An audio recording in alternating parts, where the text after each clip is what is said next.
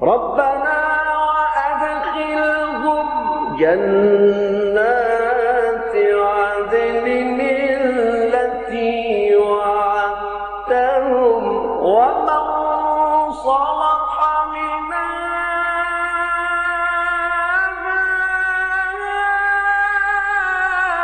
آبائهم وأزواجهم وذرياتهم.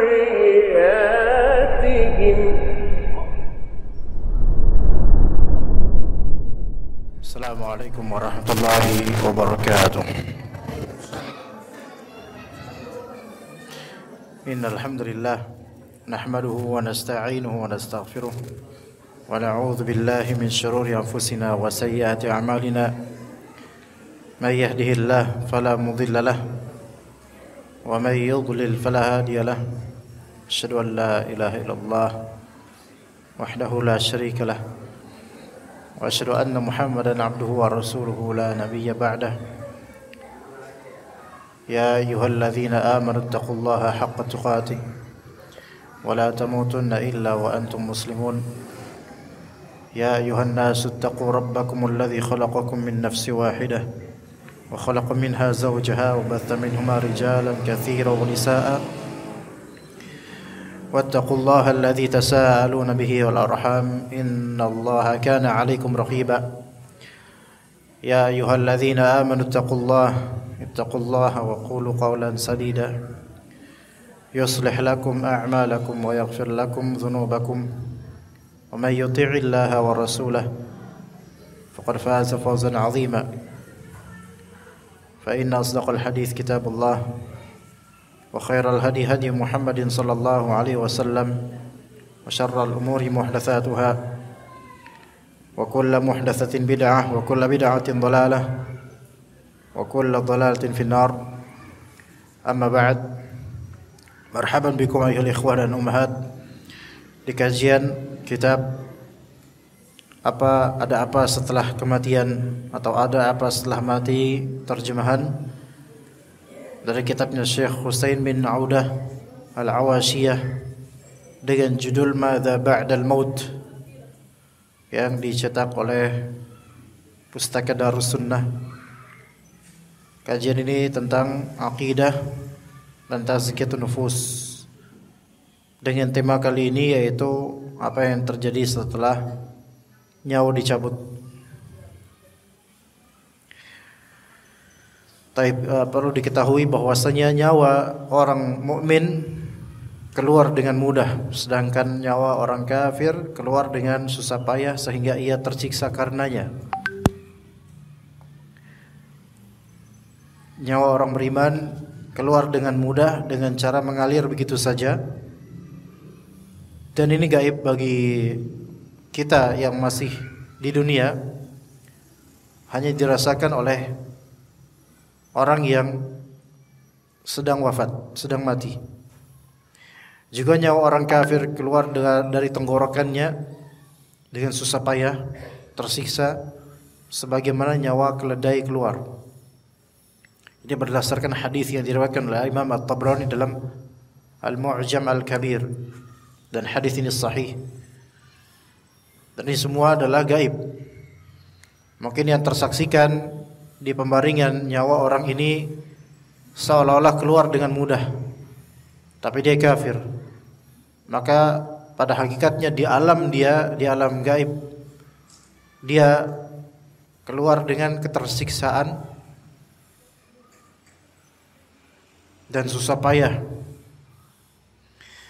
Adapun orang beriman, kalau misal kita melihat dia seperti sakaratul mautnya berat, juga seolah-olah nyawanya dicabut dengan sakitnya, itu zahirnya di penampakan kehidupan dunia kita. Adapun bagaimana di alamnya dia, maka dia yang merasakan.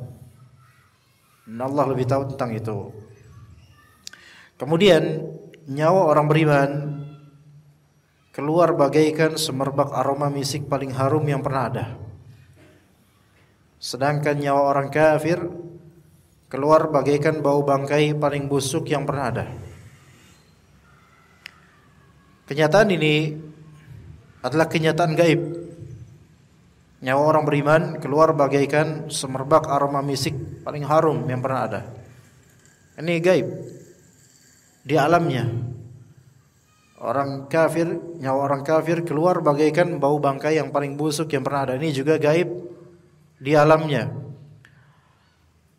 Dan tidak sampai ke alam dunia kita ketika wafatnya orang-orang ini atau ketika wafatnya kita. Wewangian tersebut atau aroma busuk itu ada di alamnya. Adapun jika ternyata setelah kematiannya tercium aroma wangi sekali dan tidak ada yang memakai wewangian seperti itu saat kematian orang ini, maka itu ada dua kemungkinan.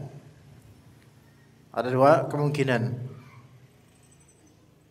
Boleh jadi itu adalah suatu kabar gembira mungkin dari Allah Azza wa Jalla bahwasanya orang ini wafat dalam keadaan baik.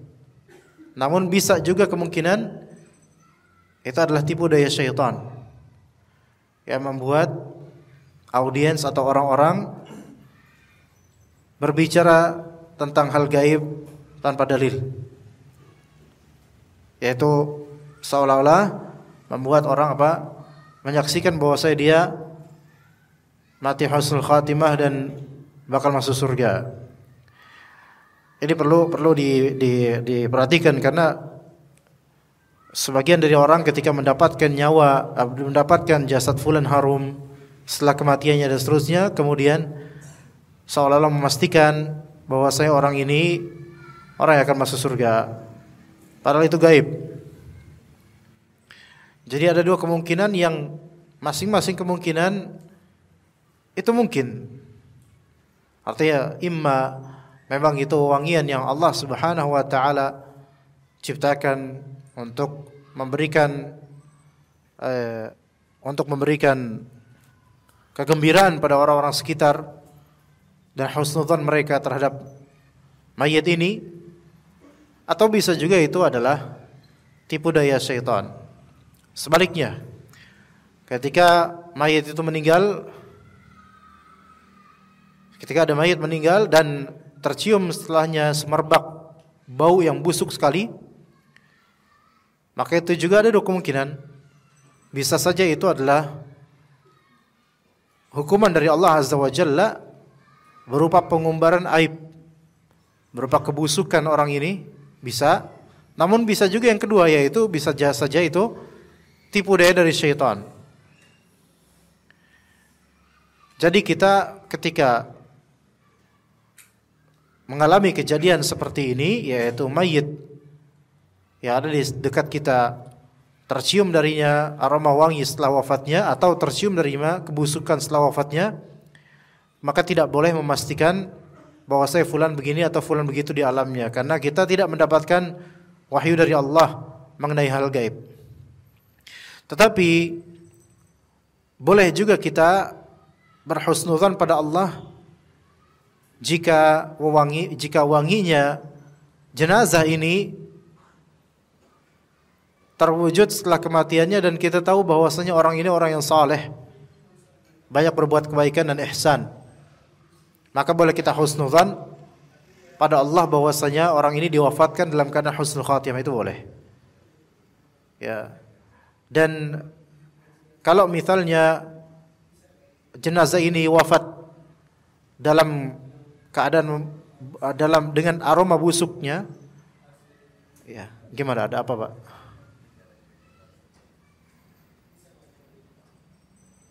Ya, ada apa, Pak? Mikrofonnya. Sebagaimana hadis yang diriwayatkan oleh Abdullah bin Abbas radhiyallahu anhuma, Rasulullah SAW bersabda, "Innal mu'mina bi kulli khairin ala kulli halin. Inna nafsahu takhruju min baini janbayhi wa huwa yahmadullah azza wa jalla." Sesungguhnya seorang mukmin selalu dalam keadaan baik pada kondisi apapun. Sesungguhnya jiwa seorang mukmin itu keluar dari dalam tubuhnya dalam keadaan ia sedang memuji Allah Ta'ala.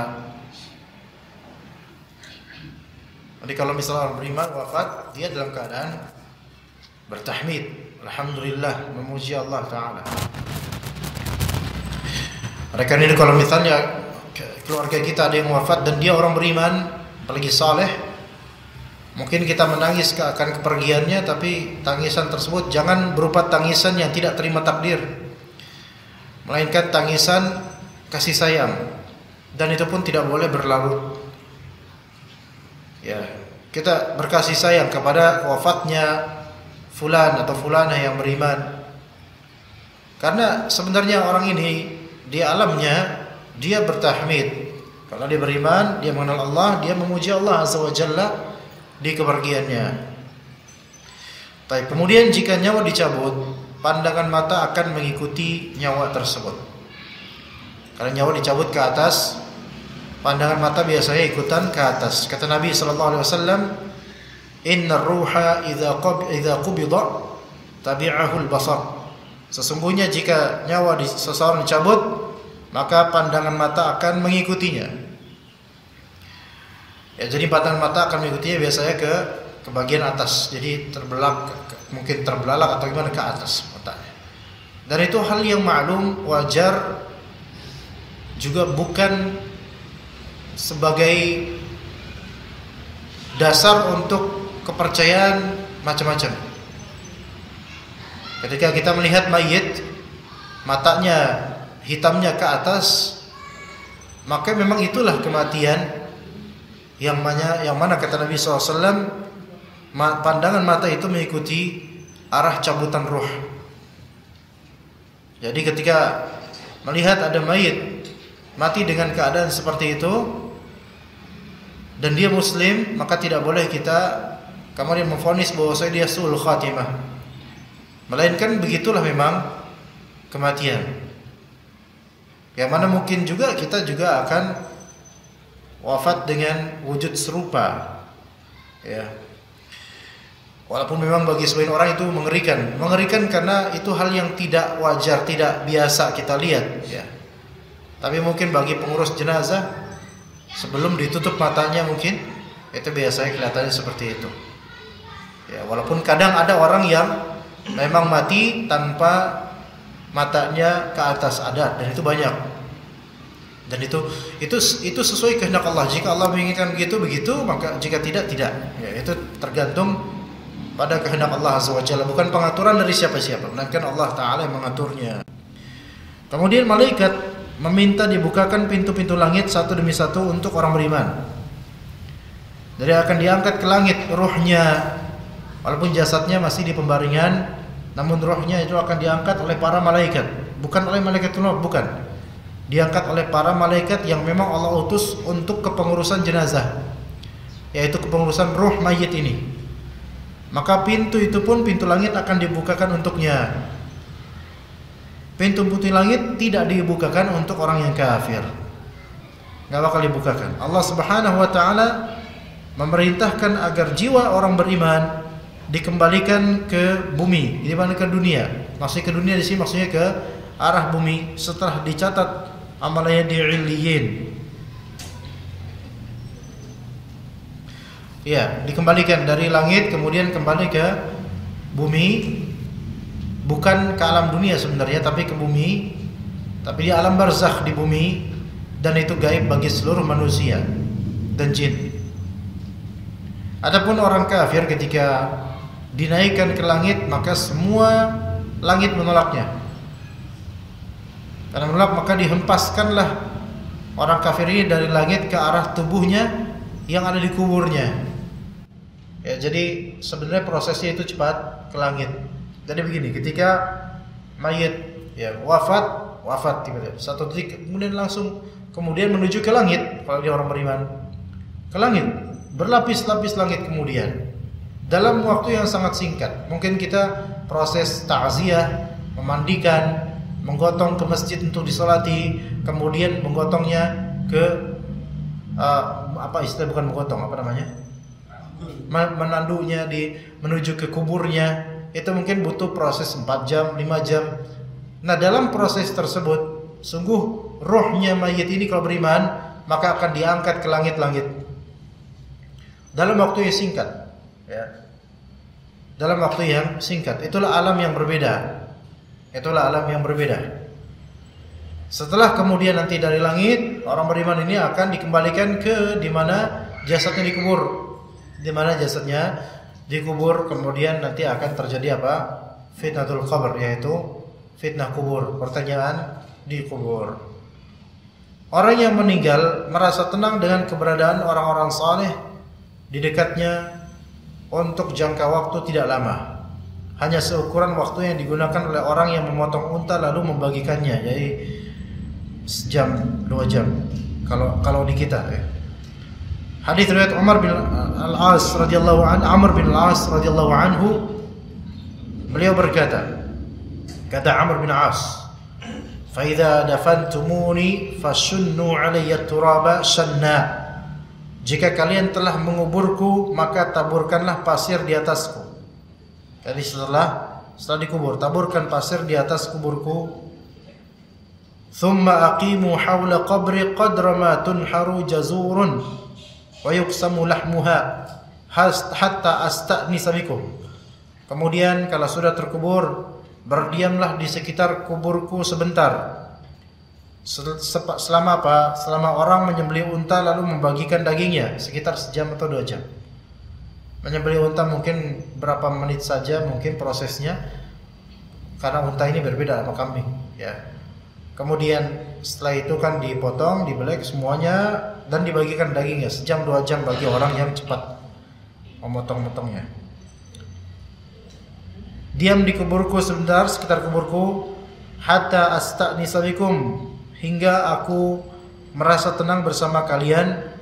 Madza uraji'u bihi rusul rabbi, hingga aku tahu apa yang dibawa oleh utusan Tuhanku, oleh malaikat. Maka di sini jemaah sekalian, wallahu alam. Dan Amr bin Al-As, ini hadis riwayat Muslim. Amr bin Al-As radhiyallahu anhu, tidak mungkin beliau berbicara seperti ini kecuali pasti ilmu dari Rasulullah sallallahu alaihi wasallam. Ini menunjukkan bahwasanya orang yang wafat, di awal dia dikubur, dia merasakan kehadiran orang-orang di sekitar kuburan. Ketika dia sudah dikubur, karena ketika itu ruhnya ada di alam barzakh, di area jasadnya itu. Tapi tentu alam barzakh ini berbeda dengan alam jasad yang manusia, yang duniawi, ya. Jadi mayit itu merasakan orang-orang di sekitarnya, dan menjadi perselisihan di antara ulama.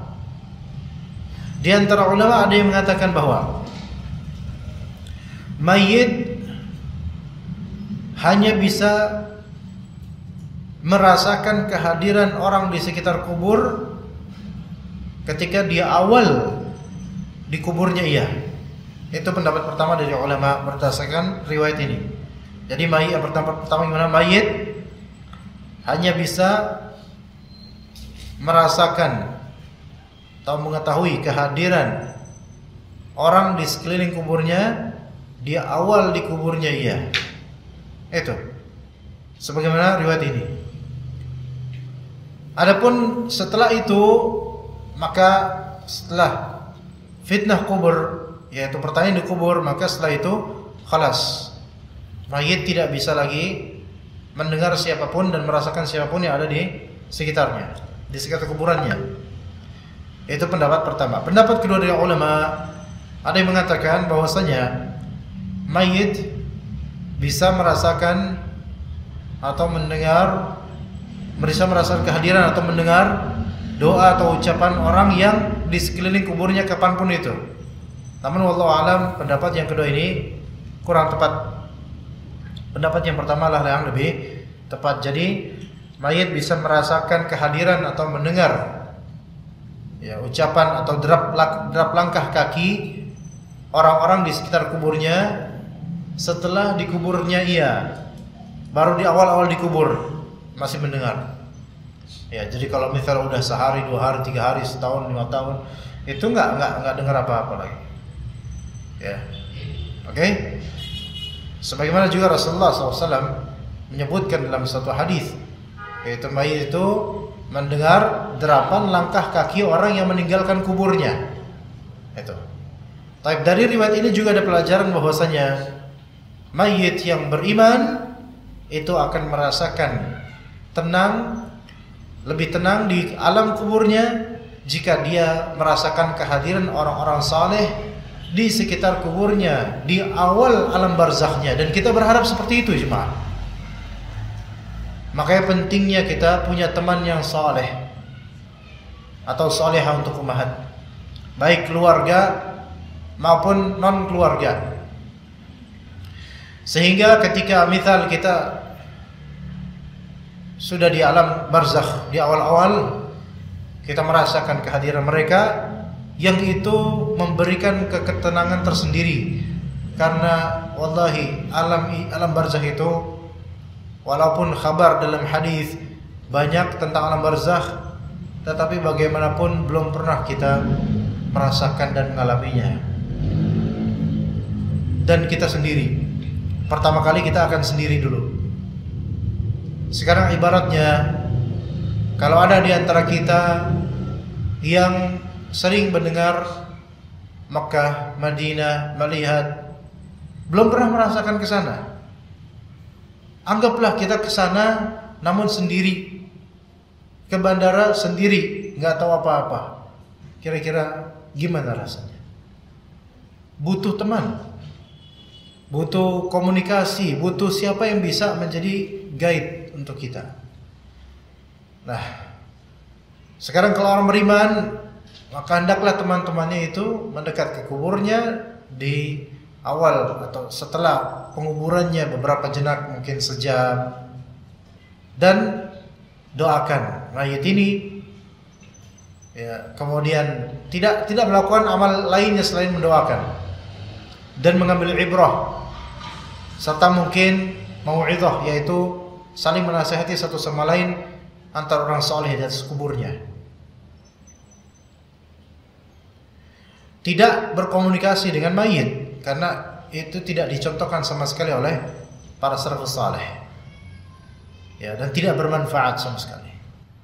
Maka istighnas, yaitu merasa tenang dengan adanya orang-orang saleh di sekitar kuburnya setelah beberapa jenak setelah dikuburkan, maka itu adalah berbuat ihsan kepada mayit. Berbuat ihsan kepada mayit, lebih-lebih kalau dia adalah keluarga kita sendiri. Ya. Kemudian ada yang namanya dhaghtul qabr, ya, yaitu himpitan kubur, yang mana tidak ada orang yang terbebas darinya, walaupun anak-anak kecil atau bayi. Ani bin Umar radhiyallahu anhuma anna Nabi sallallahu alaihi wasallam qala, Nabi SAW bersabda, "Inna lil qabri dhaghtatan falau naja aw salima ahadun minha la naja Sa'd bin Mu'adz." Sesungguhnya kubur itu menghimpit. Kubur itu menghimpit. Seandainya ada orang yang selamat dari himpitan tersebut, tentu Sa'ad bin Mu'adz akan selamat. Artinya semua mayit akan terhimpit di kuburnya. Hadis Abu Ayyub Ansari radhiyallahu anhu, anna sabiyyan dufina. Kata Abu Ayyub, ada seorang jenazah bayi dikuburkan. Faqala Rasulullah SAW, maka Rasulullah SAW bersabda, "Lau aflata ahadum min dhammatil qabri la aflata hadha as-sabi." Seandainya ada orang yang terbebas atau selamat dari himpitan kubur, tentulah bayi ini akan selamat. Tapi ternyata tidak. Walaupun bayi yang belum punya dosa sekalipun, ketika dikubur maka akan merasakan himpitan. Taib, himpitan kubur ini dia himpitan duniawi atau barzakhi? Yang sahih dia adalah himpitan barzakhi, bukan duniawi. Artinya yang terhimpit bukanlah zahir dari jasadnya, melainkan yang terhimpit adalah ruhnya dia. Ruhnya dia di alam gaib, di alam barzakh, ya. Dan yang dimaksud terhimpit ini nggak mesti terhimpit dengan papan, dipan, tanah, bebatuan atau apa, bukan. Melainkan ada keterhimpitan kubur yang Allah lebih tahu seperti apa sifatnya. Bahkan dalam riwayat lain ada yang menyebutkan sampai terhimpit, sampai ada di antara terhimpit, mohon maaf, sampai bagian testis ya, untuk laki-laki memiliki testis itu sampai pecah. Namun ini lagi-lagi di alam gaib, bukan di alam duniawi. Jadi kalau alam duniawi itu konkret, kelihatan jasadnya.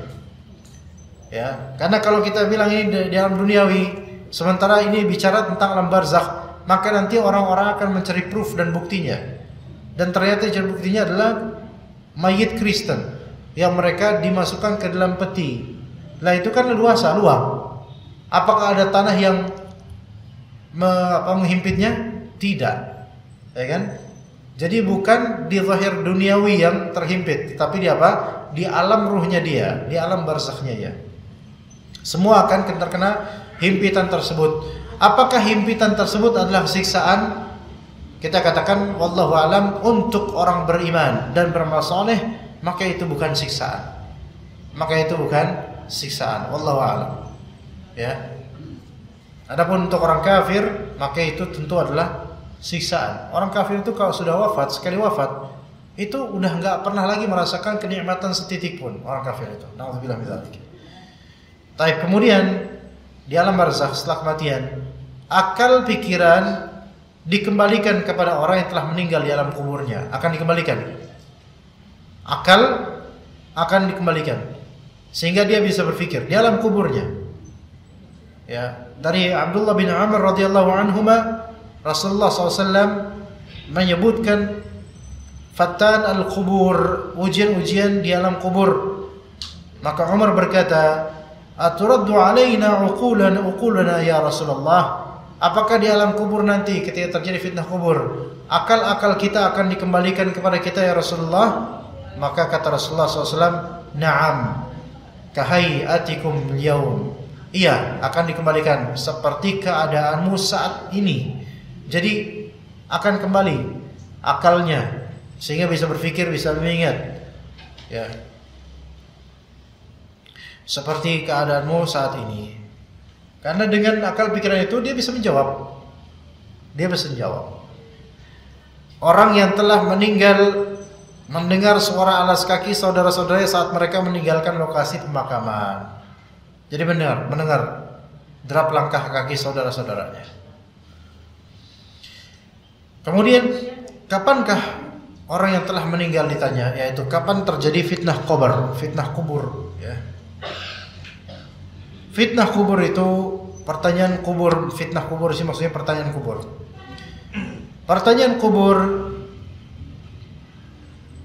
itu diselenggarakan segera, dimulai sesaat setelah mayit dikuburkan. Sejenak setelah dikuburkan, enggak lama kemudian maka akan terjadi fitnah kubur. Pertanyaan-pertanyaan dalam kubur. Ini wajib kita imani. Ya, dalilnya apa? Di sini Rasulullah SAW waktu itu telah selesai menguburkan satu jenazah. Maka beliau berdiri di dekat kuburan tersebut dan berkata, "Istaghfiru li akhikum wasalu lahu bitathbiti fa innahu al-ana yus'al." Mintalah ampun untuk saudaramu dan mohonkan keteguhan sabat. At-tathbit atau sabat, mohonkan, mintalah keteguhan untuk saudaramu ini yang dikubur ini. Fa innahu al-ana yus'al, karena sekarang ia sedang ditanya. Ya, karena sekarang ia sedang ditanya.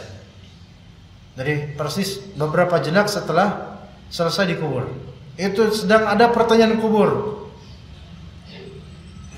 Begitu pula dengan kita nanti ketika wafat. Belum lama sudah selesai dikubur, maka akan datang malaikat yang akan bertanya kepada kita 3 hal. Makanya dianjurkan bagi orang-orang yang saleh, teman-teman yang saleh, untuk berada di sekitar kuburnya, untuk mendoakan ampunan dan juga keteguhan bagi mayit yang muslim ini. Karena dia sekarang sedang ditanya. Dan ini pertanyaan ini pasti di alam barzakh. Di alam barzakh, di alam gaib. Bukan di alam dunia tentunya. Sehingga kalau kubur tersebut digali kembali, kita dapatkan ya nggak ada malaikat di situ, nggak kelihatan, nggak ada suara pertanyaan, nggak ada suara jawaban, nggak ada. Jadi ini alam gaib yang wajib kita imani karena ada hadisnya. Begitu jemaah sekalian. Tidak menunggu lama, langsung ditanya itu di alam kubur. Jadi ketika itu akan datang dua malaikat untuk menanyai orang tersebut. Nah, ada disebutkan oleh Nabi SAW ciri-ciri dari kedua malaikat tersebut. Dari hadis Abu Hurairah radhiyallahu anhu, Rasulullah SAW bersabda, "Idza qubira al-mayyitu aw qala ahadukum atahu malakan aswadan azraqan yuqalu li ahadima al-munkar wal akharu an-nakir." Jika satu jenazah telah dikuburkan atau jika salah seorang kalian dikuburkan, maka akan datang kepadanya dua malaikat dengan berparas hitam kebiru-biruan. Salah satu dari keduanya disebut munkar, satu lagi disebut nakir. Maka fayaqulan, keduanya akan berkata begini, "Ma kunta taqulu fi hadzal rajul?" Apa yang kamu katakan atau apa pendapatmu mengenai orang ini, yaitu Nabi Muhammad SAW? Maka kemudian kata orang beriman ini, "Huwa Abdullahi wa rasuluhu. Asyhadu an la ilaha illallah wa anna Muhammadan abduhu wa rasuluh." Maka mayit ini akan berkata, "Ia adalah hamba dan utusan Allah, Abdullah wa rasuluh. Saya bersaksi bahwa tiada yang berhak disembah melainkan Allah, dan saya bersaksi bahwa Muhammad adalah hamba dan utusannya." Maka kata kedua malaikat, "Qad kunna na'lamu annaka taqulu hadza." Kami telah mengetahui bahwasanya orang kayak kamu akan mengatakan hal itu. Jadi mereka tahu tanda-tanda orang beriman kayak gini pasti, enggak pasti jawabannya benar. Ya seperti itu. Maka orang yang kenal Nabi Muhammad SAW di zaman ini tidak mengikuti ajarannya, maka dia tidak akan mampu menjawab pertanyaan ini. Tidak akan mampu menjawab fitnah al-qabr. Ya. Dan Allah Subhanahu wa taala meneguhkan hati orang-orang beriman di alam kubur. Maka kita minta tsabat, kita minta tathbit, peneguhan dari Allah Azza wa Jalla di kehidupan kita ini dan lebih-lebih di alam kubur. Karena ketika itu kita sendiri. Kita tidak ada perwakilan representatif nyuruh orang, enggak bisa. Khalas kita sendiri yang kemudian akan mempertanggungjawabkan jawabannya. Dan akan menerima konsekuensi dari jawaban kita kepada malaikat tersebut. Hadis Al-Bara bin Azib radhiyallahu anhuma, Nabi SAW bersabda, "Idza uq'ida al-mu'minu fi qabrihi utiya thumma syahida an la ilaha illallah wa anna Muhammadar Rasulullah. Qauluhu yuthabbitu Allahu alladhina amanu bil qawli tsabit." Jika seorang hamba telah didudukkan di dalam kuburnya, ia akan didatangi. Kemudian hamba tersebut akan bersaksi la ilaha illallah Muhammad Rasulullah. Dan itulah maksud dari firman Allah di surat Ibrahim ayat ke-27, "Yuthabbitullahu alladhina amanu bil qawli tsabiti fil hayatid dunya wa fil akhirah wa yudhillullahu adh-dhalimin." Allah Subhanahu wa taala meneguhkan untuk orang-orang beriman dengan perkataan yang teguh la ilaha illallah, baik di dunia maupun di akhirat termasuk di barzakh. Wa yudhillullahu adh-dhalimin. Adapun orang-orang zalim yaitu orang kafir, maka Allah taala akan sesatkan jawaban mereka sehingga mereka tidak bisa menjawab dengan benar, tidak bisa menjawab dengan benar. Nauzubillah min dzalik. Semua atau seorang mukmin akan menjawab semua pertanyaan dengan lancar. Sedangkan orang kafir akan menjawab dengan terbata-bata, udah gitu salah lagi ya. Terbata-bata salah lagi. Ini enggak lulus yang seperti ini.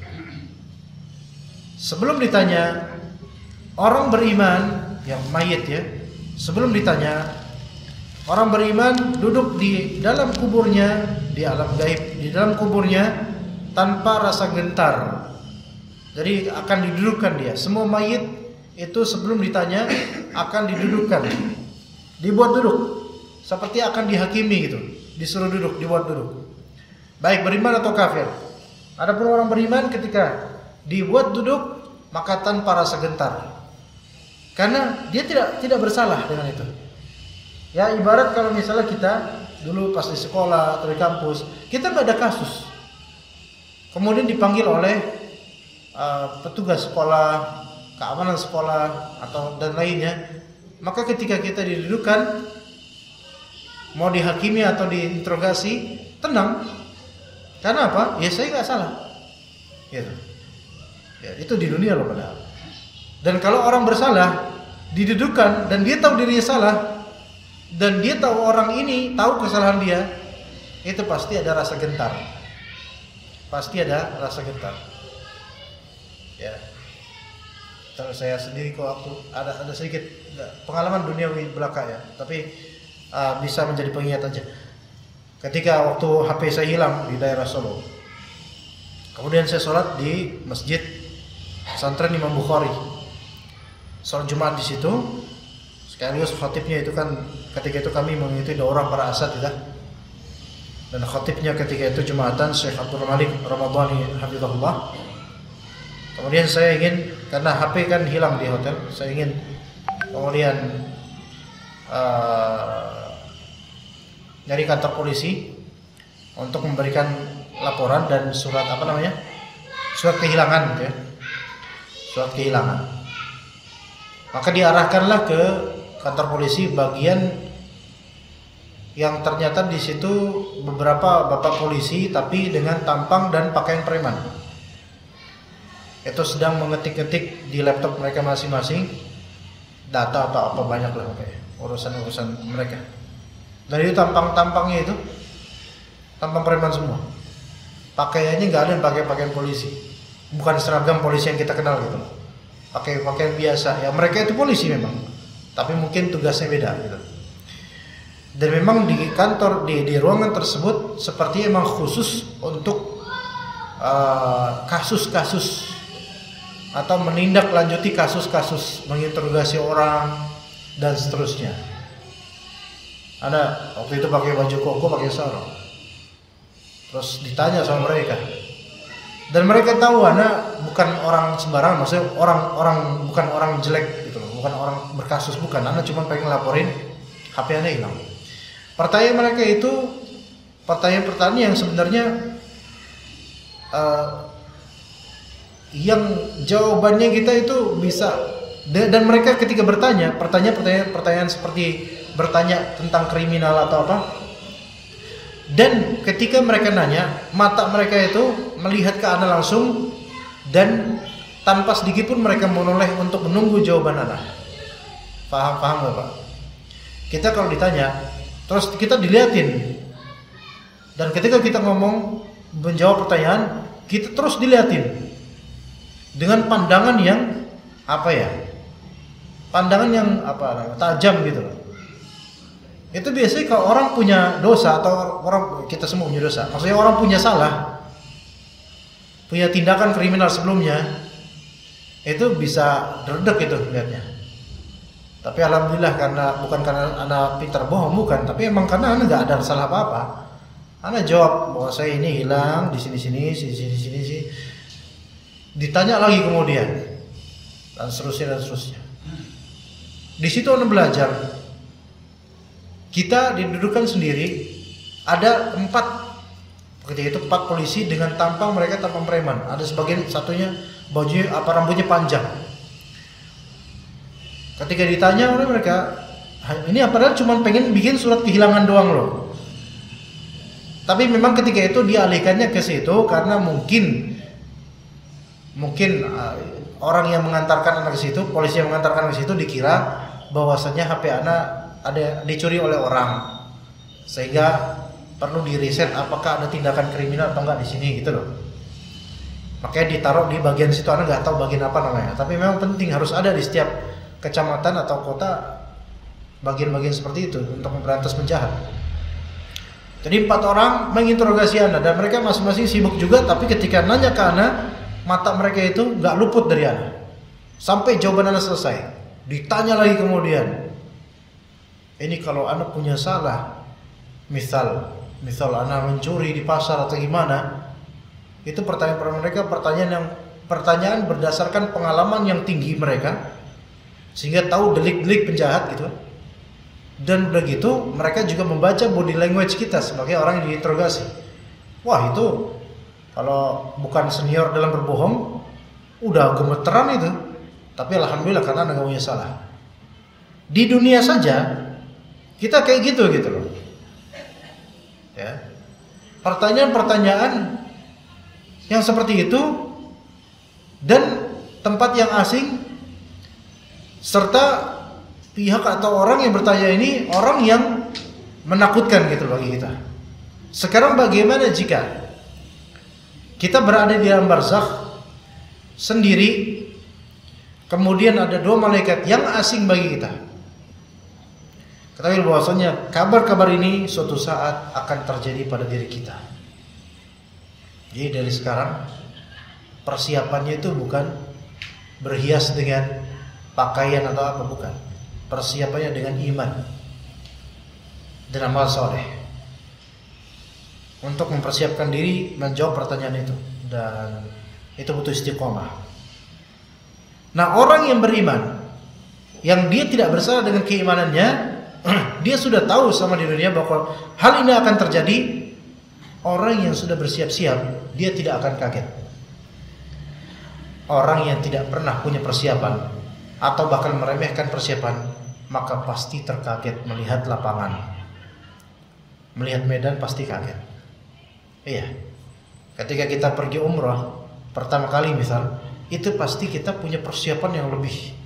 Kenapa? Karena kita belum pernah sana. Takutnya ini gini, takutnya gitu. Nah begitu pula kalau kita belum pernah ke alam barzakh, tapi itu sering dengar tentang alam barzakh, maka kita pasti harusnya bersiap-siap supaya nanti bisa menjawab. Dari sekarang coba. Ya, di antara persiapannya juga dengan mengikuti kajian-kajian, mencari ilmu syar'i, beramal saleh. Itu semua merupakan persiapan untuk alam kubur dan akhirat kita. Karena kita nggak bisa lagi cari rekomendasi dari siapapun nanti di alam kubur. Emma kita bisa menjawab, emma kita gagal menjawab. Na'udzubillah min dzalik. Orang jahat akan ditunjukkan kepadanya di alam barzakh ini. Orang jahat, mujrim, jahat ini orang yang kefasikannya melebihi ketaatannya atau dia kafir, akan ditunjukkan kepadanya surga. Loh, kok ditunjukkan? Iya, ditunjukkan kepadanya surga. Tapi ditunjukkan kepadanya surga yang telah Allah jauhkan darinya. Nyesel gak tuh kira-kira? Nyesel lah. Nyesel. Orang beriman akan ditunjukkan kepada neraka yang telah Allah jauhkan darinya. Senang gak? Senang. Alhamdulillah saya dijauhkan dari neraka. Oke. Ini umumnya seperti ini. Imma orang jahat, fasik, atau munafik, atau kafir, seperti ini. Orang beriman, alhamdulillah, yang imannya, ya orang beriman bukan berarti tidak pernah maksiat. Ya orang beriman yang keimanannya itu terjaga, ya, bukan berarti yang tidak pernah maksiat. Diriwayatkan dari Aisyah radhiyallahu anha, beliau bercerita, seorang perempuan Yahudi datang kepadaku meminta makanan di depan pintuku. Ada orang Yahudi, perempuan Yahudi, datang kepadaku minta makanan di depan pintu. Maka perempuan itu berkata, berilah aku makanan. Semoga Allah melindungimu dari fitnah Dajjal dan fitnah azab kubur. Bu, kasih saya makan bu, mudah-mudahan ibu terhindar dari fitnah Dajjal dan fitnah azab kubur. Ini sebenarnya orang Yahudi ini doain baik-baik loh. Ketika itu Aisyah radhiyallahu anha nggak ngerti tentang hal-hal itu. Maka Aisyah berkata, aku terus menahannya, jangan dulu, bentar. Sampai Rasulullah SAW datang. Lalu aku bertanya kepadanya, wahai Rasulullah, apa yang dikatakan oleh perempuan ini? Beliau berkata, apa? Emang dia ngomong apa? Maka kata Aisyah, perempuan Yahudi bilang, semoga Allah melindungimu dari fitnah Dajjal dan fitnah azab kubur. Maka Aisyah radhiyallahu anha mencerita, maka Rasulullah SAW berdiri seraya mengangkat tangannya memohon perlindungan kepada Allah Subhanahu wa taala dari fitnah Dajjal dan dari azab kubur. Lalu Rasulullah SAW bersabda, yang maknanya, Tidak ada seorang nabi pun yang tidak memperingatkan kaumnya dari fitnah Dajjal. Artinya semua nabi memperingatkan kaumnya dari fitnah Dajjal. Dan aku akan memberitahumu apa-apa yang belum pernah disampaikan oleh seorang nabi pun kepada umatnya. Sesungguhnya Dajjal itu bermata satu. Maksudnya salah satu matanya picak, ya. Dan satu matanya terbuka dengan normal. Dan sesungguhnya Allah tidak bermata satu. Tertulis di antara kedua mata Dajjal kata kafir yang bisa dibaca oleh setiap orang beriman. Adapun mengenai fitnah atau azab kubur, maka di sini dalam terjemahan saya akan diuji dan saya akan ditanyai. Ini walaupun yang lebih tepat adalah Rasulullah SAW tidak ditanyai nanti. Jika orang yang meninggal tersebut adalah orang yang saleh, maka ia akan didudukkan tanpa rasa gentar dan tidak pula ketakutan. Kemudian dikatakan kepada orang tersebut, dalam keadaan apakah kalian saat masih hidup? Maka orang tersebut akan menjawab, dalam keadaan Islam. Sekarang kita merasakan enggak kita ini Islam? Alhamdulillah. Bagaimana dengan orang-orang liberal? Ya kan banyak tuh orang liberal dekat sini banyak kan? Ya kan kampusnya ada dekat sini, enggak jauh, ya kan? Kemudian orang yang enggak pernah sholat, enggak merasa dirinya Islam gitu loh. Orang yang tolerannya kebablasan. Ya. Itu kira-kira ketika ditanya kamu hidup dalam keadaan beragama apa? Emang dia bakal ngomong Islam dengan mudah? Enggak. Akan sulit jawabannya bagi dia. Siapakah orang yang berada bersama kalian itu? Yaitu maksudnya Nabi Muhammad. Maka orang beriman akan menjawab, ia adalah Muhammad utusan Rasul, utusan Allah SWT. Ia telah datang kepada kami membawa petunjuk dan kami mempercayainya. Itu. Maka dibukakan untuk orang itu jendela ke arah mereka. Setelah berhasil menjawab itu, dibukakan jendela ke arah neraka. Ia melihat neraka yang saling menghancurkan satu dengan lainnya. Neraka aja saling hancurin satu sama lainnya. Gimana isinya gitu. Dikatakan kepada orang itu, lihatlah kepada neraka. Allah telah menghindarkanmu dari neraka itu. Alhamdulillah. Lalu dibukakan untuknya jendela menuju surga. Ia pun memandang kemegahan dan segala yang ada di sana. Lalu dikatakan kepadanya, inilah tempatmu di dalam surga. Kamu hidup dengan keyakinan, mati dengan keyakinan, dan akan dibangkitkan dalam keyakinan pula insyaallah. Akan tetapi jika orang tersebut termasuk orang yang jahat, maksudnya jahat mujrim, kafir, atau kefasikannya tinggi, maka ia didudukkan di dalam kuburnya dalam keadaan gemetar dan sangat ketakutan. Karena apa? Karena ini yang dia alami sekarang. Dia nggak pernah ngerti hal seperti ini. Dia tidak pernah punya jawaban dan tidak pernah mempersiapkannya. Dan ini hal yang baginya tuh teringkari. Ini nggak pernah ini ada apa. Ya. Maka kemudian ditanyakan padanya, dalam keadaan apa kamu masih waktu hidup? Maksudnya agama kamu apa? Aku mendengar orang-orang mengatakan sesuatu, aku pun ikut mengatakannya. Jadi agamanya cuma agama ikut-ikutan. Jadi berstatus KTP Islam saja tidak cukup kalau kita cuma karena pengen numpang Islam doang. Numpang sama orang Islam doang. Kayak misal kalau kita punya aliran Sunda Wiwitan lah, Kejawen lah, KTP-nya memang Islam, tapi agamanya beda, ritualnya beda. Ya, hanya numpang status agama di KTP saja. Nanti ketika dia lembar usaha gimana dong dia nanya agama apa? Sunda Wiwitan? Ya enggak lah, enggak mungkin dia jawab gitu. Mau jawab Islam, dia tahu dirinya itu bukan Islam. Dia hanya bilang saya cuma ikut kata orang bilang Islam, ya udah saya ikut aja lah. Jadi enggak ada keyakinan, enggak ada keteguhan. Lalu dibukakan untuknya jendela menuju surga.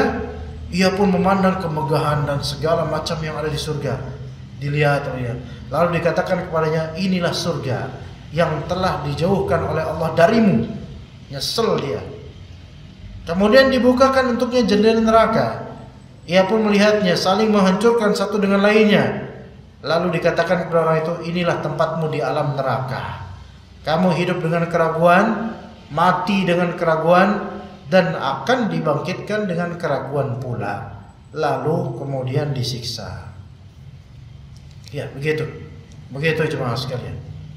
Jadi orang beriman melihat tempatnya di surga dan orang kafir melihat tempatnya di neraka. Ingat, orang beriman melihat tempatnya di surga Ini ya orang beriman, alhamdulillah. Tapi kan nanti masih ada akhirat, masih ada yaumul hisab, hari kebangkitan dan perhitungan amal. Iya, orang beriman ini ujung-ujungnya akan masuk surga, betul.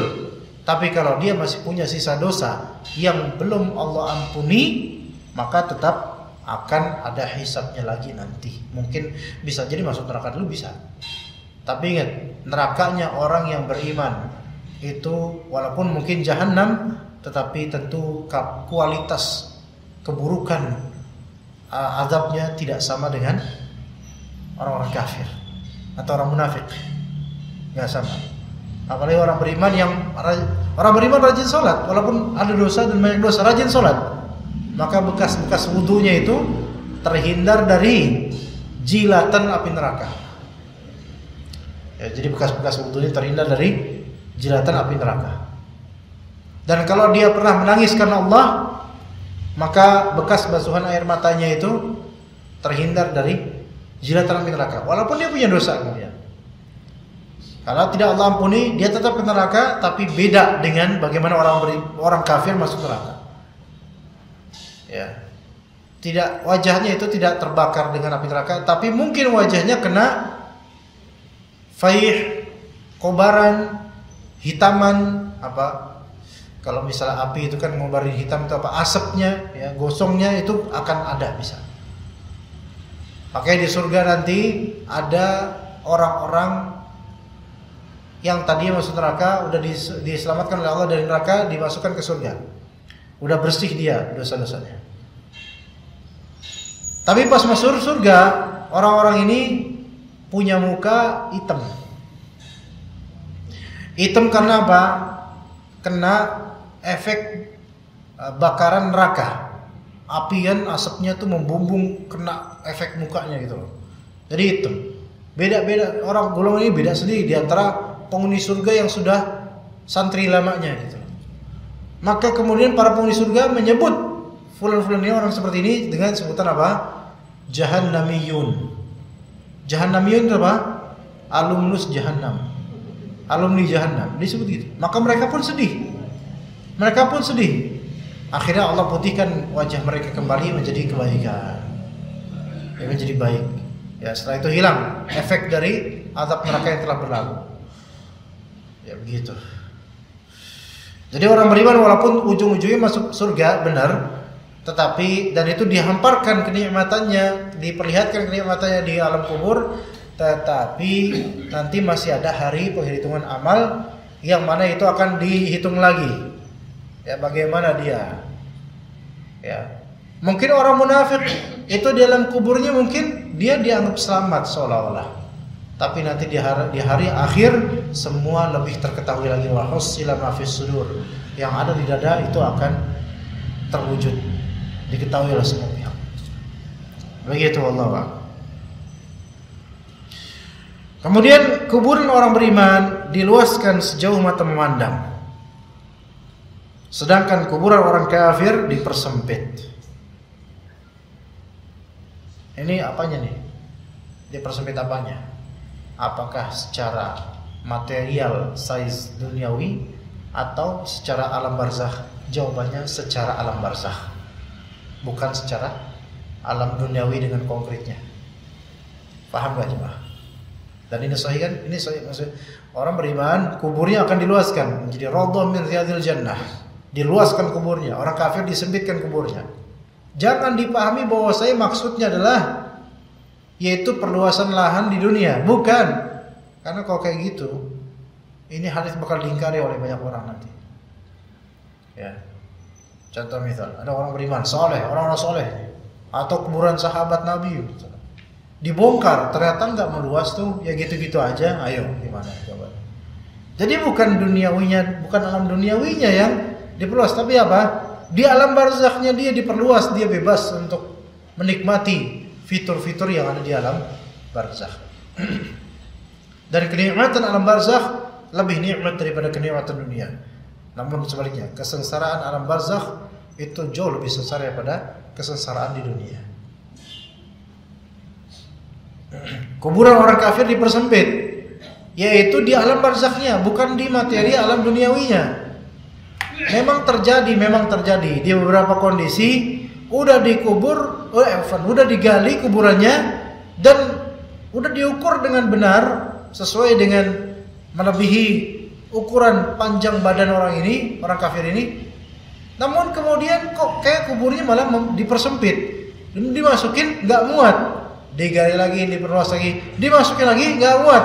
Itu pernah ada yang nanya ke saya seperti itu dan mereka menyaksikannya. Ini gimana ya Setia? Apa yang harus kita katakan tentang orang ini? Kita anak bilang tetap kalau dia orang kafir bukan muslim atau kafir? Muslim. Tetap orang ini tidak boleh kita vonis macam-macam.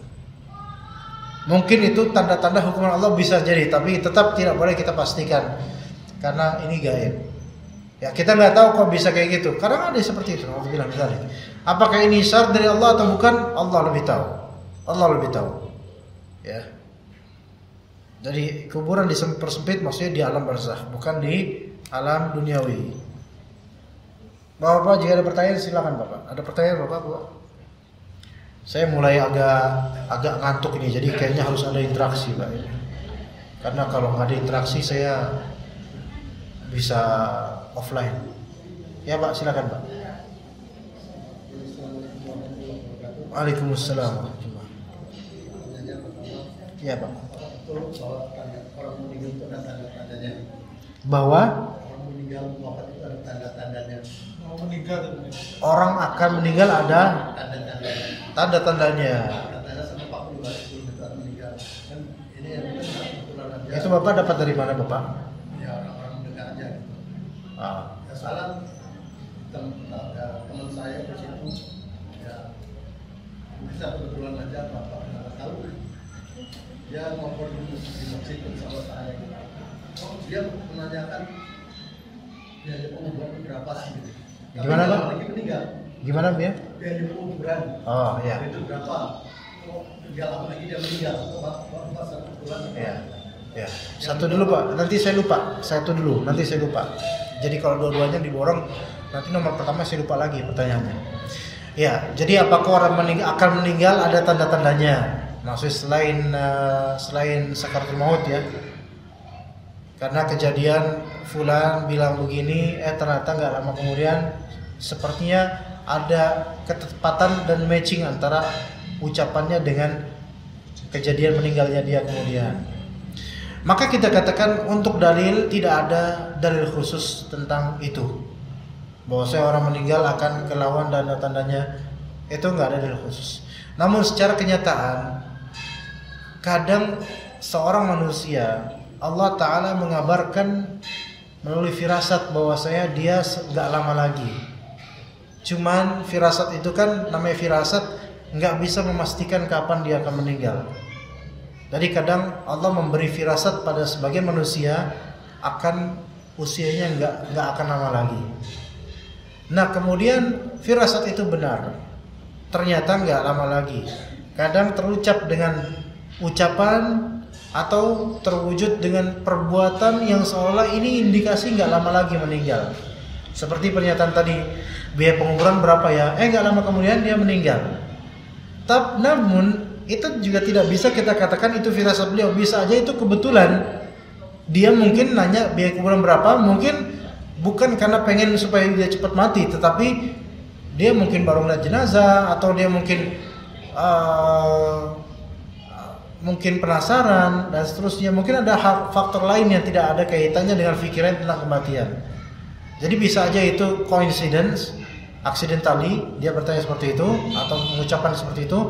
Bisa juga karena memang ada firasat, kita nggak tahu. Ya sebenarnya orang begitu. Ada orang bilang kayaknya saya sudah nggak lama lagi di dunia ini. Tapi ternyata habis itu ya benar, nggak lama berapa hari kemudian mati. Ya itu bisa emang karena dia merasakan gitu. Ingat kematian itu kadang-kadang ada tanda-tandanya, tapi tanda-tanda tersebut tidak bisa ditafsirkan dengan lisan oleh orang ini gitu loh. Terutama orang-orang sudah tua. Ya. Kenapa kok orang-orang sudah, mohon maaf nih Bapak-bapak, kenapa orang sudah semakin tua itu kenapa kok semakin mohon maaf mirip dengan anak kecil, pengennya tuh diperhatiin, pengen dimanja terus. Sebenarnya itu adalah isyarat bahwa saya ini gak lama lagi, sebenarnya gitu Pak. Cuman dia nggak bisa ngomong kayak gitu. Penerjemahan firasatnya itu hanya dengan sikap. Sikap nggak mau dikalahin, sikap pokoknya saya harus benar, sikap siapa yang memerat saya. Itu sebenarnya adalah suatu firasat, hasil firasat bahwa saya ini nggak lama lagi. Cuman mungkin nggak enak ngomonginnya, namun diomongin dengan bentuk lain. Minta dirawat, minta gini, minta gitu. Kadang seorang bapak manggil anaknya, anak yang paling dia cintai, Le, ayo Le ke rumah. Mungkin itu ada rasa kangen, tapi sebenarnya itu adalah hasil dari firasat bahwa saya, Le, bapak nggak lama lagi ya. Begitu bisa kayak gitu Pak. Dan itu antar orang beda-beda firasatnya. Ada yang tadi seperti bapak ceritakan ada yang tadi seperti yang saya omongin ada yang dengan perbuatan, misalnya dia kok makin kemari makin sering rajin ke masjid misal. Itu bisa jadi karena firasat. Kayaknya dunia ini nggak lama gitu. Akhirnya dia rajin ke masjid, Allah berikan taufik dan hidayah padanya. Setelah itu nggak lama kemudian berapa hari mati. Jadi firasat kadang-kadang efeknya ada di kalimat, ada juga kadang di perbuatan. Itu yang pertama. Tapi itu nggak ada rumus khusus. Semua itu kehendak Allah aja, mengalir begitu aja. Namun ketika kita itu membaca orang tua ini kayaknya, maksudnya dia beliau kayak gitu sikapnya, kayak nggak lama lagi, kita tetap nggak boleh mengharap cepet-cepet aja lu mati, nggak gitu juga. Ya kita perlakukan dengan yang terbaik aja sebagai orang yang mungkin masih lebih panjang usianya. Gitu Pak. Silakan. Gimana cara mendoakan jenazah sesat? Gimana cara? Mendoakan jenazah sesat. Soalnya mendoa apa? Jenazah sesat, mayat sesat. Pada saat mau dikubur, kan ada jenazah mau dikubur, doanya gimana Pak? Astagfirullah, ana lupa malah itu. Tadi Ustaz mengatakan waktu penguburan itu para pengantar itu dianjurkan untuk mendoakan jenazah. Oh, itu setelah dikubur, Pak. Ya, setelah dikubur. Oh iya. Setelah dikubur, maksudnya udah di dalam udah fix lah semua. Nah. Bagaimana cara doanya? Soalnya saya lihat di sini, apakah boleh andai kata ada suatu dibimbing pada suatu ustaz berdoa dan macam gitu. Dibimbing. Apa udah ada bimbingannya? Oke. Kata Nabi SAW ketika mayitnya sudah dikuburkan, Nabi SAW berkata, "Ista'idzu billahi min adzabil qabr," atau min fitnatil qabr, ya. Yaitu kalian wahai hadirin, orang yang hadir di sekitar kubur itu, mintalah.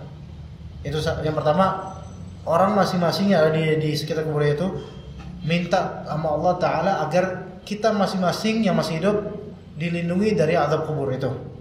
Jadi kita doa untuk diri kita juga. Jadi kita, ya Allah, masing-masing aja Pak, enggak berjamaah, masing-masing. Tapi ada mungkin ustadz yang mungkin bukan mengumandoi ya, yang mengingatkan jemaah, wahai jemaah sekalian, ayo kita masing-masing minta tolong pada Allah Azza wa Jalla agar Allah menyelamatkan kita dari azab kubur dan membuat kita teguh dengan fitnah kubur, ujian kubur. Itu boleh. Maka jemaah kemudian doa masing-masing minta sama Allah. Ya. Tapi itu dalam konteks itu saja. Nah, kemudian yang kedua, memohon kepada Allah untuk merahmati mayit ini dengan bahasa masing-masing nggak apa-apa. Ya Allah, buatlah dia teguh dengan fitnah kubur ini. Ya Allah, buatlah dia selamat dari azab kubur. Ya Allah, dan seterusnya. Boleh. Apapun dengan bahasa masing-masing. Jadi doanya itu kaitannya dengan keselamatan, dengan keteguhan dia dari azab kubur itu Pak. Adapun doa di luar dari itu maka tidak disyariatkan. Misal, ya Allah berikanlah saya kekayaan, itu nggak boleh di kuburan. Gini loh, di kuburan bukan tempat untuk berdoa pada asalnya. Bukan tempat untuk berdoa, kecuali yaitu jika kita di kuburan mendoakan mayit yang muslim untuk kebaikan, maka itu boleh. Atau kita teringat akan kematian dan kengeriannya, kemudian kita minta sama Allah agar terhindar dan selamat dari buruknya kematian, maka itu juga boleh. Adapun hal lain seperti minta kelulusan, minta kekayaan, walaupun mintanya sama Allah, maka tidak boleh di kuburan karena kuburan pada asalnya bukan tempat untuk berdoa. Seperti itu, Pak. Jadi hanya permintaan-permintaan keselamatan dan kemudahan dalam menjawab fitnah kubur dan terhindar dari azab kubur, itu aja. Seperti itu, Pak ya. Bisa dengan bahasa Indonesia nggak masalah. Begitu. Bapak ada lagi mungkin yang mau bertanya? Kalau tidak, ke ibu-ibu sekarang. Bismillah, Ustadz mau tanya, ada hadis bahwa sakaratul maut itu sakitnya seperti disayat, seperti Nabi atau Rasul meninggal lebih sakit daripada umatnya karena ditanggung beliau, sementara Rasul orang terbaik. Bagaimana dengan juga Ustadz bila orang mukmin mudah? Ini gimana bahasanya nih? Al-muhim, gini. Sakaratul mautnya orang beriman itu kalau dia sakit dan sangat sakit itu merupakan penggugur dosa, insyaallah. Bukan penghinaan buat dia, penggugur dosa. Ya. Yang mana nanti insyaallah dia mati dalam keadaan husnul khatimah. Jadi jangan kita lihat orang mukmin beriman sakaratul mautnya buruk sekali, itu berarti penghinaan buat dia, bukan. Itu malah justru kalau dia sabar menggugurkan dosanya. Ya begitu. Satu lagi Ustaz, kategori orang beriman yang bagaimana yang selamat dari fitnah kubur dan kemudahan lainnya. Sementara orang yang beriman pasti pernah atau khilaf berbuat dosa, misal belum sempat taubat. Orang beriman yang ada orang fitnah, ingat, fitnah kubur itu beda dengan azab kubur. Fitnah kubur itu pertanyaan di alam kubur, siapa Rabbmu, siapa nabimu, apa agamamu, itu fitnah kubur. Apakah mungkin orang beriman terhindar dari fitnah kubur? Iya, mungkin. Ada yang tidak mendapatkan fitnah kubur. Siapa mereka? Ya, di antaranya adalah Nabi Muhammad SAW. Karena di antara pertanyaan kubur adalah siapa nabimu? Lah ini nabinya sendiri gitu kan. Jadi nggak ditanya. Itu satu. Yang kedua, yang tidak mendapatkan fitnah kubur insyaallah adalah orang yang mati di hari Jumat atau di malam Jumat. Orang muslim yang mati di hari Jumat atau malam Jumat. Jadi siapakah orang yang tidak mendapatkan pertanyaan di kubur? Yang pertama, Nabi Muhammad SAW. Yang kedua, orang yang wafatnya di malam Jumat atau hari Jumat. Malam Jumat itu berarti Kamis malam. Mulai dari maghrib sampai besok menjelang maghrib, Jumat menjelang maghrib. Maka kalau ada yang wafat di hari itu dari orang muslim, maka dia nanti insyaallah tidak ditanya di kuburnya. Ya, sebagaimana hadis yang diriwayatkan oleh Imam Tirmidzi dan Imam Ahmad, kata Nabi SAW, "Ma min muslimin yamutu yaumal jumu'ati aw lailatal jumu'ati illa waqahu Allahu fitnatal qabri." Waqahu Allahu fitnatal qabri.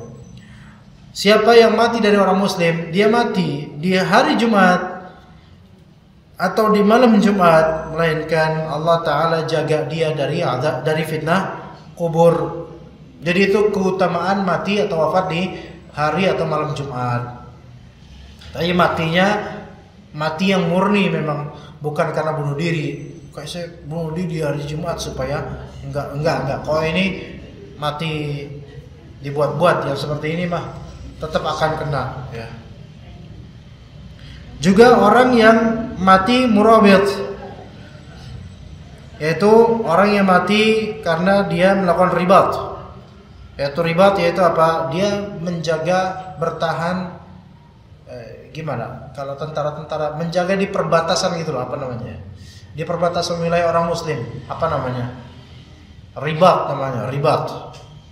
Bukan rubat. Rubat itu nama sarung. Ya, rubat itu nama daerah di Yaman sebenarnya. Rubat itu kan nama sarung. Tapi rubat itu aslinya nama daerah di Yaman, di mana di sana kaum sufi banyak.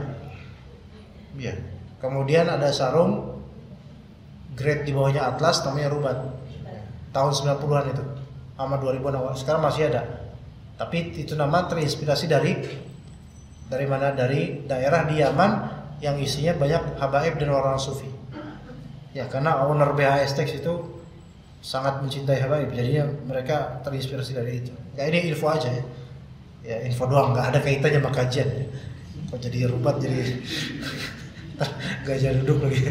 Kok gajah duduk inspirasinya dari Raja Abraha, bawa gajah kemudian pengen ngancurin Ka'bah, namun gajah-gajah itu enggan, akhirnya mereka duduk, maka jadi gajah duduk. Nah itu inspirasinya ya, tapi itu nggak ada kaitannya sama pelajaran ya, tinggal wadimur yang belum saya ceritain ini. Ya lakulihal, orang yang melakukan ribat yaitu yang menjaga perbatasan wilayah kaum muslimin untuk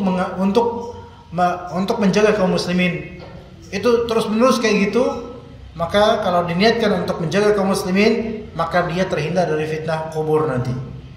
Juga orang yang wafat karena ada penyakit di perutnya, ya apa kira-kira? Saya nggak tahu penyakit perut apa, di pencerahannya apa gitu, tapi bisa sampai mau dia mati gitu loh. Asam lambung, mah, kalau memang sampai mati gara-gara itu, bukan karena dia mah kemudian bingung, linglung, habis itu jatuh di motor, terus habis itu mati ketindas, itu beda. Itu bukan mati karena perut, bukan mati perutnya sakit, bukan karena faktor, karena kelindes. Kelaparan bisa sakit perut, kelaparan mati, usus buntu bisa. Pokoknya maradul batan, fil batan, penyakit yang ada di perut. Dan ketahuilah bahwasanya rata-rata sihir yang sampai ke orang disantet betul-betul itu rata-rata terwujud di asam lambung atau penyakit perut. Biasanya di lambung, sakit di lambung. Karena tujuan di lambung, setannya di lambung tujuannya. Itu biasanya pengalaman tanya perukiah rata-rata akan bilang gitu. Santet itu rata-rata sasarannya ke lambung dulu. Ke lambung dulu, ya. Coba lihat orang-orang yang misal dia jadi jadi tumbal. Rata-rata orang itu kurus, hancur-hancuran dah pokoknya. Kenapa? Karena dia udah nggak bisa makan lagi. Lambungnya udah nggak tahu disihir dengan apa kok bisa seperti itu. Ya. Dan kenapa rata-rata kok kalau misalnya orang kesurupan karena santet keluar jarum. Ya, jarum pentol beneran, bukan jarum super. Jarum. Terus apa lagi ya? Paku, peniti, kerikil. Ya. Muntah darah. Itu kan keluar gitu kan dari arah mana? Lambung, Pak. Naik. Tapi naik secara gaib itu. Baru keluar ke alam kita itu, keluar dari jasad orang itu, keluar ke alam kita. Rambut keluar. Sekarang logikakan Pak, bisa nggak seseorang menumpahkan betul secara konkret berupa besi dari lambung langsung naik ke atas, atau kadang-kadang jarum apa nggak hancur itu? Jadi naiknya ketika misal diurut keluar, pas keluar besi, jarum gitu. Nggak konkret, pasti nggak konkret secara gaib. Di alamnya jin itu keluar ke alam manusia akhirnya. Jadi sasarannya itu perut banyak. Ya, jadi banyak orang kena sihir, kena asam lambung. Tapi tidak semua asam lambung karena sihir, enggak juga. Dan sebaiknya jangan langsung divonis, wah kena sihir nih lo. Jangan. Karena nggak ada indikasi khusus tentang itu. Tapi rata-rata yang kena sihir itu berasam lambung. Ya kalau misalnya dia wafat karena penyakit itu, maka dia terhindar dari fitnah kubur insyaallah. Itu disebutkan oleh Nabi SAW dalam hadis riwayat Tirmidzi. Dalam hadis riwayat Nasai dan Tirmidzi. Kemudian orang yang wafat dalam keadaan syahid di peperangan yang syar'i, bukan peperangan konyol-konyolan. Ya. Misal peperangan Madura dengan Dayak itu enggak mati, enggak ada syahid-syahidnya. Orang mati syahid di peperangan syar'i. Maka kata Nabi SAW, kafa bi bariqatis sayfi ala ra'sihi fitnah. Cukuplah kilatan pedang ya di atas kepalanya itu sebagai fitnah, menggantikan fitnah kubur. Jadi kilatan pedang itu kan ngeri itu, kalau kita lihat ngeri kilatan pedang ketika udah hampir menebas leher, kilat pedang enggak ada waktu buat ngapain. Itu ngeri, tapi kita tetap berani misalnya. Maka wafat dalam keadaan seperti itu, syahid insyaallah dia dikubur lepas dari apa? Fitnah kubur. Tapi ingat, orang kalaupun selamat dari fitnah kubur, walaupun alhamdulillah dapat nikmat kubur dan semoga kita mendapatkannya, di akhirat nanti tetap ada perhitungan amal. Siapa tahu punya hutang. Itu kan. Ternyata punya hutang, walaupun mati syahid, selamat dari fitnah kubur, tapi tidak selamat dari belitan hutang. Akhirnya walaupun amalnya tinggi, soleh, diampuni semua kecuali hutangnya. Dia belum bisa masuk surga. Nyawanya bergantungan gara-gara apa? Hutangnya yang masih bergantung. Ya. Itu orang-orang yang bisa selamat dari fitnah kubur. Jadi ada yang seperti itu insyaallah.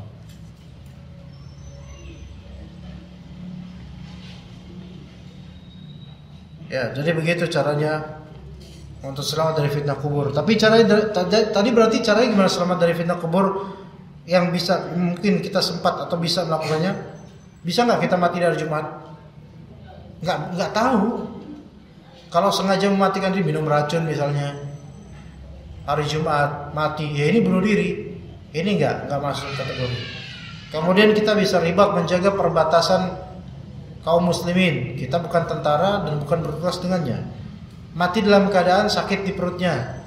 Ya kita berharap pada Allah jangan buat kita sakit perut kalau bisa. Mati syahid di medan perang, nggak ada kesempatan sekarang medan perang buat kita.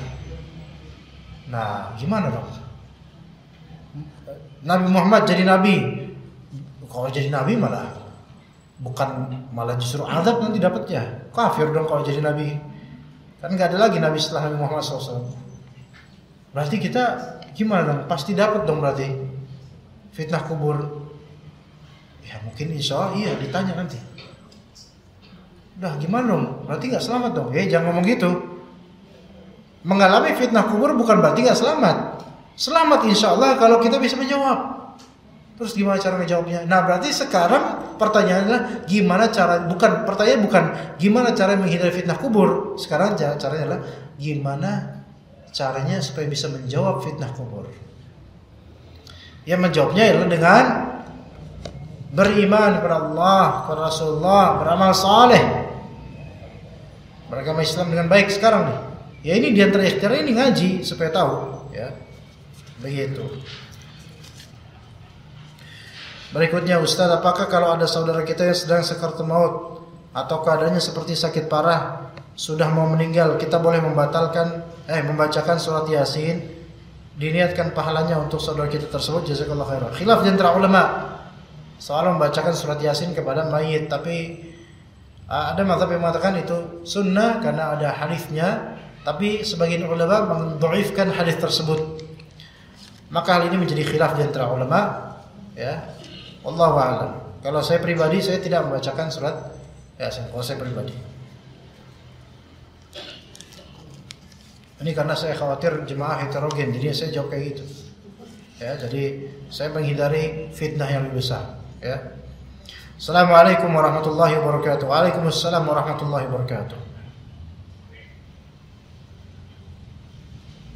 Afwan Ustaz, mohon penjelasan maksud dari perkataan Umar radhiyallahu anhu yang berkata di dalam mulutnya ada batu ketika berbincang dengan Rasulullah SAW tentang ujian di alam kubur.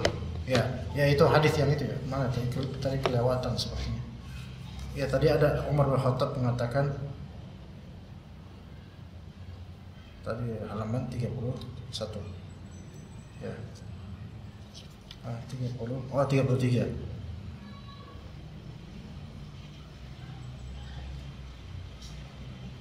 Ya. Jadi tentang masalah akal akan dikembalikan kepada orang-orang ketika dia di kuburnya. Rasulullah SAW cuma mengatakan na'am kahayatukum yang sihat, seperti kalian saat ini. Namun kata Umar bifihil hajar, di dalam mulutnya ada batu. Maksudnya mayit itu pada asal di dalam mulutnya ada seperti batu. Yang mana walaupun dia berakal, dia mungkin tidak bisa berbicara dengan baik. Ya, seperti orang yang di dalam mulutnya ada batu. Faham enggak maksudnya? Di sini kan orang ini kan Nabi SAW sedang menyebutkan fitnah kubur, ujian kubur, pertanyaan dalam kubur. Kemudian kata Nabi SAW, ya akan dikembalikan akalnya. Tapi kalau akal dikembalikan, mulut orang itu ada batunya, kira-kira bisa ngomong nggak? Susah ngomong. Nah, makanya orang-orang kafir cuma bisa ngomong, entah dengan suara gimana, Allah alam di alamnya. Aku tidak tahu gitu. Gitu. Jadi mulutnya itu seperti clue untuk mengucapkan kalimat-kalimat yang benar, itu maksudnya. Ya, maksudnya begitu. Wallahu alam, bukan berarti Umar itu mengatakan di dalam mulut saya ada batu. Enggak, itu bukan dalam kondisi di dunia, enggak, itu sedang orang-orang yang ada di alam barzakh. Ya. Iya. Baik. Jadi pertanyaan, apakah diperkenankan untuk tinggal sejenak di kubur setelah orang yang cintai kuburkan? Enggak, wanita jangan, ketika proses penguburan wanita enggak boleh ikut. Bila kita mimpi bertemu dengan keluarga yang sudah meninggal, apa itu suatu pertanda? Pertanda apa sih? Nggak tahu pertanda apa. Pertanda, ya tandanya macam-macam. Ada tanda husnul khatimah, jadi ya ada tanda dia sedang bahagia atau sengsara. Ya bisa jadi tanda-tanda, bisa jadi bisikan syaitan. Ustaz, bagaimana makan yang bercampur dengan makan kaum kafir? Saya nggak tahu maksudnya apa. Bagaimana makan yang bercampur dengan makan kaum kafir? Ada nggak saya? Apa artinya nih pertanyaannya? Ngerti nggak Pak? Bagaimana makan yang bercampur dengan makan orang kafir?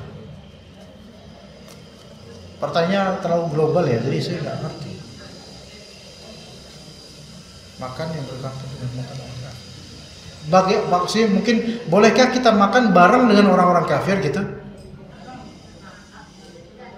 Makam. Oh makam, pakai M, ini tulisnya pakai N. Tuh lihat tuh, coba.